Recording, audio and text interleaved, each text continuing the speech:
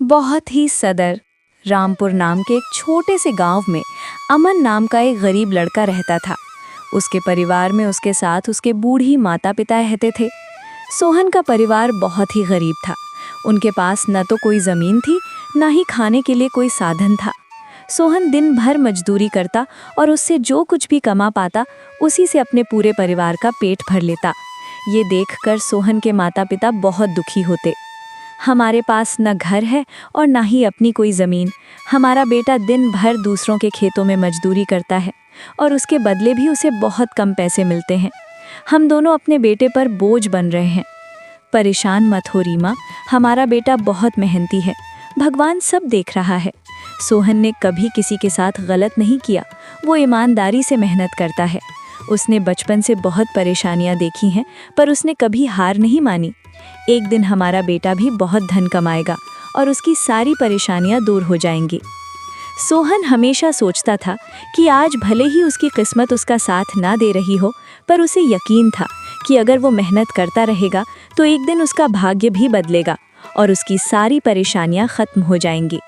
एक दिन सोहन लाला राम जमींदार के खेत पर काम कर रहा था। लाला राम पास के एक पेड़ के नीचे बैठा था। सोहन अपने काम में लगा हुआ था। तभी उसने देखा कि लाला राम बहुत ही उदास है और गहरी चिंता में डूबा हुआ है। लाला राम को उदास देख मोहन तुरंत लाला राम के पास गया और बोला, क्या हुआ मालिक, आप बहुत उदास लग रहे हैं। मुझे ऐसा लग रहा है जैसे आप किसी गहरी चिंता में हैं। कुछ हुआ है, मुझे बताइए, क्या पता मैं आपकी कोई सहायता कर सकूं।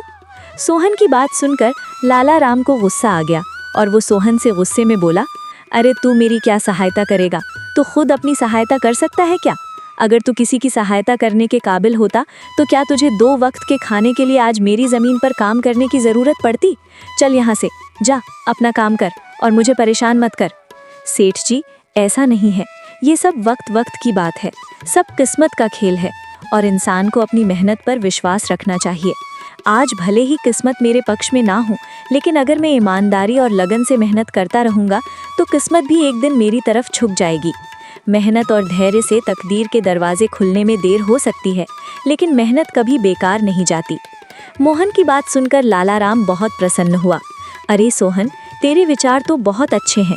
तेरी बातें सुनकर मन को एक सुकून सा मिला है। इतनी परेशानियों में भी तू अपनी ज़िंदगी खुश होकर काट रहा है। सेठ जी, ये सब मेरे पिता की सीख है। जब भी मैं किसी चीज़ के लिए अपने पिता से ज़िद करता तो मेरे पिता हमेशा मुझे यही समझाते थे, बेटा सोहन, हमारे पास इतना धन नहीं है कि मैं तेरी हर इच्छा पूरी कर सकूं, लेकिन एक बात हमेशा याद रखना, ज़िंदगी भी मौसम की तरह होती है। कभी ये धूप की तरह खुशियों से भरी होती है, कभी ठंड की तरह कठिनाइयाँ लाती है और कभी बारिश की तरह परेशानी आती है। लेकिन जैसे हर मौसम बीत जाता है, वैसे ही ज़िंदगी के मुश्किल हालात भी गुजर जाते हैं। बस धैर्य और हिम्मत बनाए रखना ज़रूरी है, क्योंकि एक दिन सब कुछ ठीक हो ही जाता है। अरे वाह, लगता है तेरे पिता बहुत ही नेक इंसान हैं। किसी दिन मैं भी उनसे ज़रूर मिलूँगा। मालिक, क्या हुआ है, आप एक बार मुझे साफ साफ बताइए। क्या पता आपकी परेशानी का कोई हल मिल ही जाए। अरे सोहन, मैं एक बहुत बड़ी परेशानी में फंस गया हूँ। मुझे अपनी परेशानी का कोई भी हल नज़र नहीं आ रहा है। सेठ जी, एक बार मुझे बताइए तो, क्या पता आपकी परेशानी का कोई हल निकल ही जाए। सोहन, हमारे गांव में मेरे पिता की एक पुश्तैनी ज़मीन थी जो काफ़ी पीढ़ियों से हमारे पास थी। उस पर मेरा और मेरे भाई का हक है, पर हमारे गांव के ही 2 बाप बेटों ने उस पर कब्जा कर लिया है। मैं पुलिस थाने में केस दर्ज कराने की सोच रहा था, लेकिन गांव के बहुत बड़े बड़े लोग उनके साथ हैं।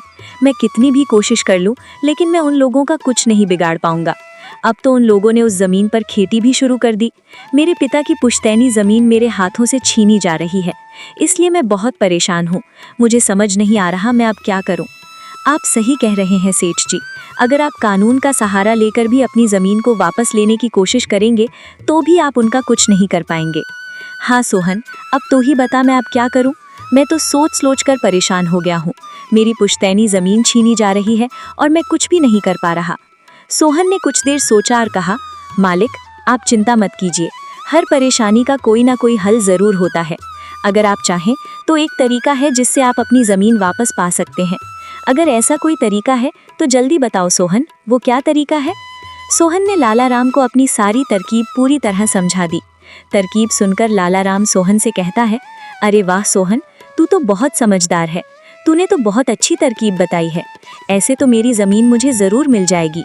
मैं तुझसे वादा करता हूँ, अगर तेरी ये योजना सफल हुई तो मैं अपनी ज़मीन का एक हिस्सा तेरे नाम कर दूंगा। अरे मालिक, आप ऐसा क्यों कह रहे हैं? आप मेरे मालिक हैं। आपकी वजह से मुझे अपने घर के लिए 2 वक्त का खाना मिल जाता है। आपकी मदद करना तो मेरा फ़र्ज़ है। मुझे आपकी ज़मीन नहीं चाहिए। ठीक है सोहन, तुम बहुत नेक इंसान हो। कल से तुम इस काम पर लग जाओ। सोहन फिर से खेत में अपने काम पर लग जाता है। अगले दिन सोहन जगत और विनोद नाम के उन 2 बाप बेटों के पास पहुंच जाता है जिन्होंने लाला राम की ज़मीन पर कब्जा कर रखा था।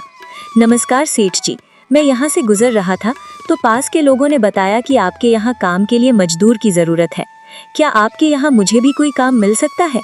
अरे अरे, कौन हो तुम? तुमसे किसने कह दिया कि यहाँ मजदूर की ज़रूरत है? यहाँ किसी मजदूर की ज़रूरत नहीं है। सेठ जी, मैं एक मजदूर हूँ, पास के गांव में रहता हूँ, काम की तलाश में इधर उधर भटक रहा हूँ। हर दिन कहीं ना कहीं काम मिल जाता है, बस उसी काम को करके अपना पेट पालता हूँ। कभी खेती कर लेता हूँ तो कभी कोई मजदूरी। ये तो ठीक है, पर हमारे यहाँ फिलहाल कोई काम नहीं है। सेठ जी, मैंने तो सुना है कि आप लोग इस गाँव के सबसे बड़े जमींदार हैं। आपके पास बहुत सारी ज़मीन है, इसलिए आपके यहाँ हमेशा मजदूरों की ज़रूरत रहती है। इसलिए मुझे लगा कि यहाँ मुझे कोई ना कोई काम ज़रूर मिल जाएगा। अरे भाई, मैंने कहा ना, यहाँ किसी भी मजदूर की ज़रूरत नहीं है। इसका मतलब लाला राम सेठ आपके बारे में सही कह रहे थे? लाला राम ने हमारे बारे में क्या कहा? अरे कुछ नहीं सेठ जी, चलिए तो मैं चलता हूँ। सेठ जी, आपके यहाँ तो कोई काम नहीं है, मैं अपने लिए कहीं और कोई काम देख लेता हूँ। सोहन वहाँ से जाने लगता है। तभी जगत विनोद ने सोहन को रोककर ये पता लगाने के लिए बोलता है कि लाला राम ने सोहन को उन लोगों के बारे में क्या बताया था। अरे भाई, इधर आओ, शायद तुम्हारे लिए हमारे पास एक काम है।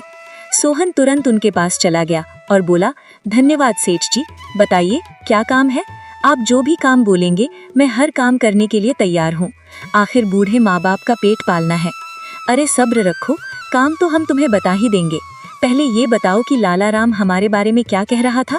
सेठ जी, मैं पहले लाला राम सेठ के यहाँ काम करता था, पर वो बहुत ही कंजूस और बदतमीज आदमी है।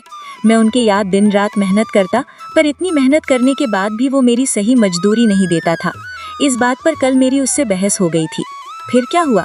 लाला राम ने हमारे बारे में क्या कहा? जब मेरी सेठ लाला राम से बहस हो रही थी, तब उसने मुझे कहा कि पूरे गांव में उनसे ज़्यादा मजदूरी कोई नहीं देता।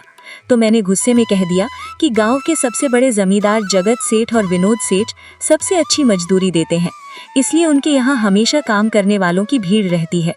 हाँ भाई, बिल्कुल सही कहा था। आखिर हम गांव के सबसे बड़े जमींदार हैं। हमारा फर्ज है कि जो भी मजदूर हमारे यहाँ काम करता है उसे उसकी मेहनत के हिसाब से सही मजदूरी मिले। वाह सेठ जी, आपने बहुत अच्छी बात कही।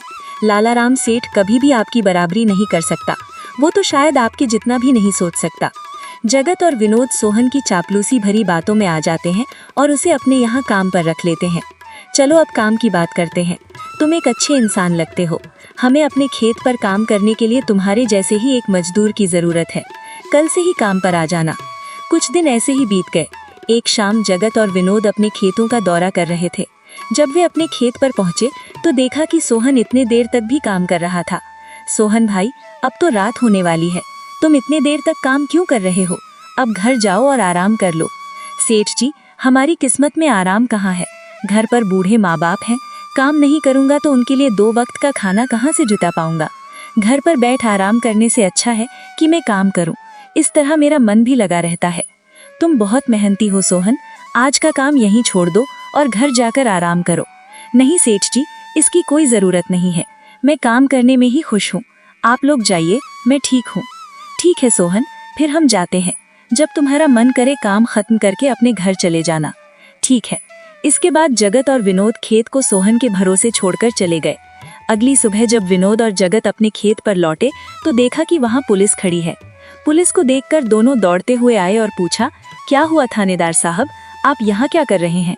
क्या ये जमीन तुम दोनों की है? हाँ थानेदार साहब, ये जमीन हमारी है, हमारे पास इसके कागजात भी हैं। फिर तो तुम दोनों को ले जाकर जेल में डालना ही पड़ेगा। ये क्या कह रहे हैं थानेदार साहब, हम कुछ समझे नहीं, आप क्या कहना चाह रहे हैं? अभी तुम दोनों बहुत अच्छे से समझ जाओगे, वो देखो तुम्हारी जमीन से क्या निकला है। थानेदार के कहते ही दोनों बाप बेटे जब पलटकर देखते हैं तो वहाँ उनकी जमीन में एक लाश दबी हुई थी, जिसमें सिर्फ कंकाल बचा था। ये देखकर दोनों बाप बेटे डर जाते हैं। थानेदार साहब, ये किसकी लाश है और ये हमारे खेत में कहाँ से आ गई? अब बहाने मत बनाओ, पहले लोगों को मारो, फिर उन्हें अपनी जमीन में गाड़ दो और अब कह रहे हो कि ये क्या है? नहीं थानेदार साहब, हमें नहीं पता कि ये सब क्या है। ये लाश यहाँ कैसे आई, हमें कुछ नहीं पता। अब झूठ मत बोलो, अगर फांसी नहीं हुई तो कम से कम तुम दोनों को उम्र कैद की सजा तो जरूर मिलेगी।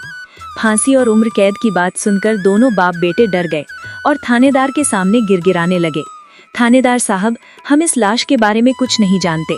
हमें नहीं पता कि ये लाश किसकी है और इसे यहाँ कौन गाड़ कर चला गया। इस मामले से बचने के लिए दोनों ने कुछ तरकीब सोचनी शुरू कर दी। तभी सोहन वहाँ आ जाता है। अरे सेठ जी, या पुलिस यहाँ क्यों आई है? क्या हुआ है? सोहन, देखो, पता नहीं कहाँ से हमारी जमीन में ये कंकाल आ गया है। मालिक,